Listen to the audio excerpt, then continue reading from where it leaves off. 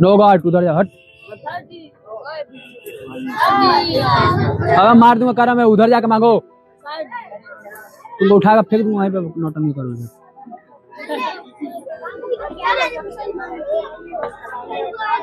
Good morning, जय Hind army बाबू। आज आप लोग से प्रश्न पूछा जाएगा और आप लोग कमेंट बॉक्स में बताएंगे कि देखा जाए कितना रिवीजन हुआ है। तो चलिए स्टार्ट करते हैं बिना किसी देरी के बाबू। ठीक, चलिए बाबू, ये प्रश्न आप लोग से बहुविकल्पीय में पूछा जाएगा, इसलिए ध्यान से सुनिए।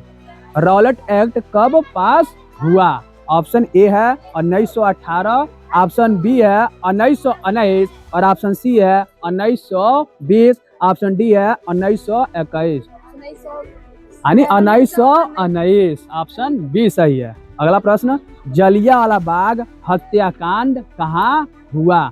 ऑप्शन ए है बाबू दिल्ली, ऑप्शन बी है लाहौर,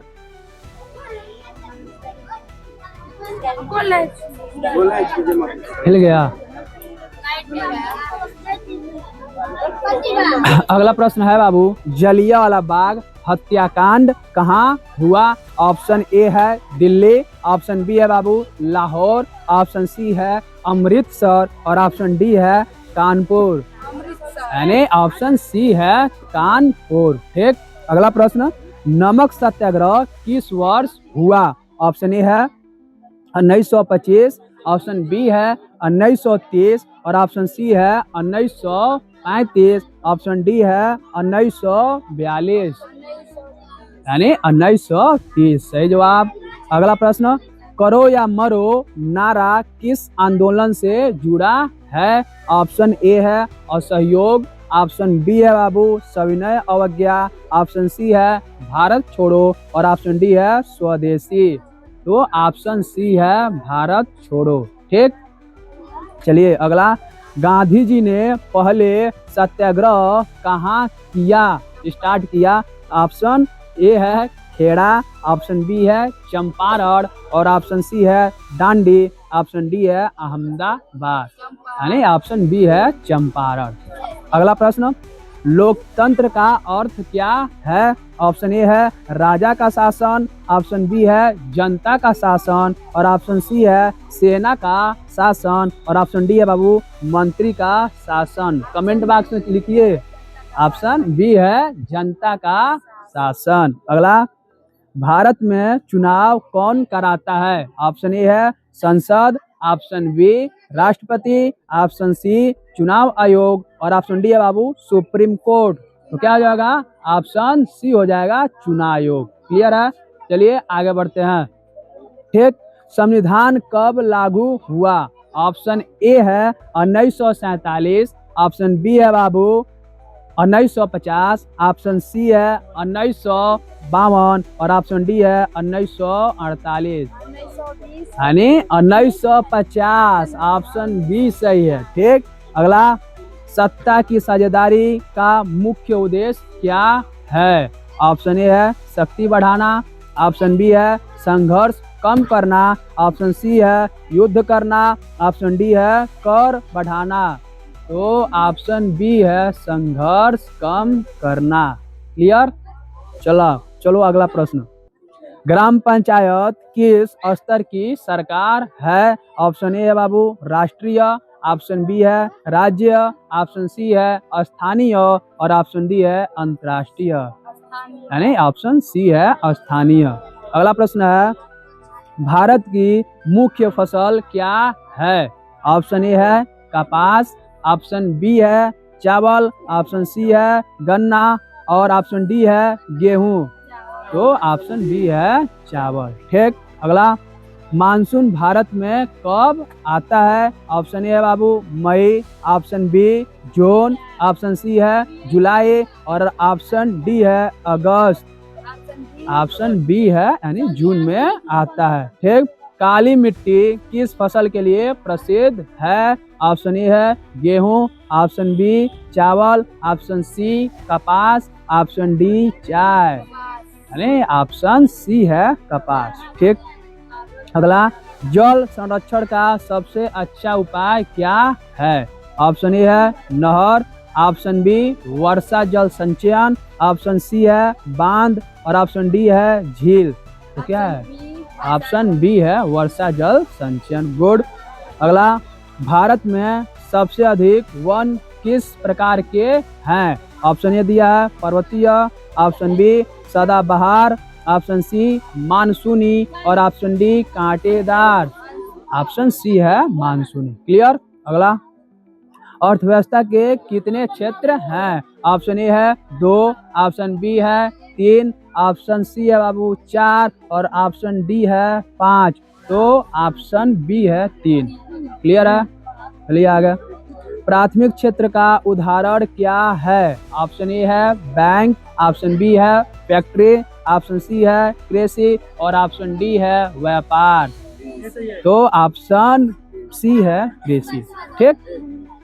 दूसरा है, मुद्रा का मुख्य कार्य क्या है? ऑप्शन ए है उत्पादन, ऑप्शन बी है विनिमय, ऑप्शन सी है वितरण, ऑप्शन डी है संग्रह।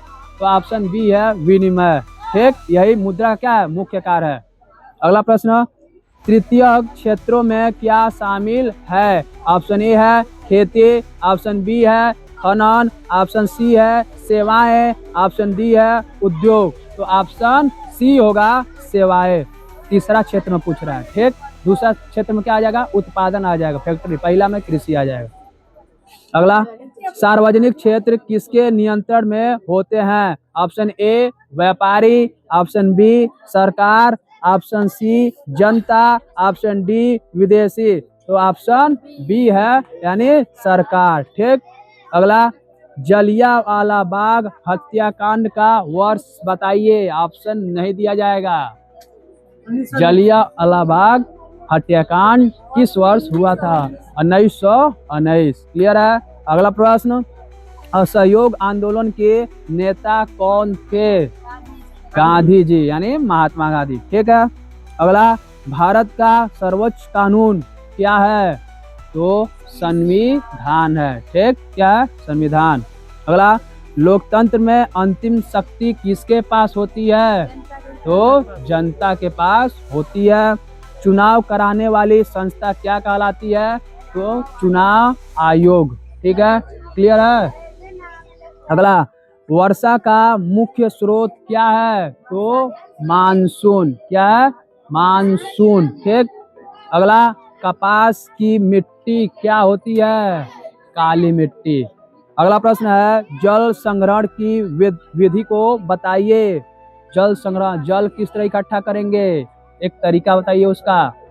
कमेंट कीजिए बाबू। वर्षा जल संचयन यानी बारिश को पानी को इकट्ठा करना। ठीक। अगला है, सबसे लंबी भारतीय नदी कौन सी है? तो गंगा नदी है। अगला प्रश्न, सबसे बड़ा आर्थिक क्षेत्र कौन सा है? तो तृतीय, तीसरा है। ठीक। तीसरा नंबर वाला। खेती किस क्षेत्र में आती है? नाम बताइए। प्राथमिक यानी पहला क्षेत्र में। ठीक। दूसरा है, सेवा क्षेत्र का उदाहरण लिखिए। बैंक हो जाएगा। गुड, बैंक होगा। अगला, उपभोक्ता अधिकार की रक्षा करने वाला कानून क्या कहलाता है? तो उपभोक्ता संरक्षण अधिनियम। ठीक। ध्यान में रखिएगा। संसाधनों का संतुलित उपयोग क्या कहलाता है? तो सतत विकास कहलाता है। ठीक। अगला, भारत छोड़ो आंदोलन का वर्ष बताइए। इस वर्ष में भारत छोड़ो आंदोलन स्टार्ट हुआ था? 1942। क्या? 1942। नमक सत्याग्रह का स्थान का नाम बताइए। सत्याग्रह स्थान कहाँ प्रारंभ हुआ था? तो दांडी। ठीक। भारत की सबसे बड़ी फसल का नाम बताइए। चावल। कंफ्यूज मत होइए, प्रश्न ये आ जाएगा, कंफ्यूज नहीं, चावल ही होगा। ठीक। मुख्य फसल चावल ही होगा। सबसे बड़ी फसल क्या होगा? चावल ही होगा। अगला, लोकतंत्र का एक गुण क्या होता है? एक गुण बताना है कोई भी लोकतंत्र का। जनता का शासन, जनता की समानता, यही होता है। अगला, बैंक का मुख्य कार्य क्या होता है? तो लोन देना, धनराशि जमा करना, मुख्य कार्य यही होता है। ठीक। अगला है, विदेशी व्यापार बढ़ने की प्रक्रिया क्या कहलाती है बाबू? तो वैश्वीकरण। आज हमने 40 मोस्ट इम्पॉर्टेंट प्रश्न क्या किया? तो प्रैक्टिस किया, जो आपके बोर्ड के लिए बहुत ही इम्पोर्टेंट है, इसलिए इन्हें ध्यान से देख लीजिएगा। बाकी कोई इशू आ रहा है तो पूछ लीजिएगा। फिर से मिलते हैं बाबू एक और नए सेशन के साथ, उसमें भी और ज़्यादा मोस्ट इम्पॉर्टेंट प्रश्न प्रैक्टिस करेंगे। तब तक चैनल को सब्सक्राइब करके रखिए।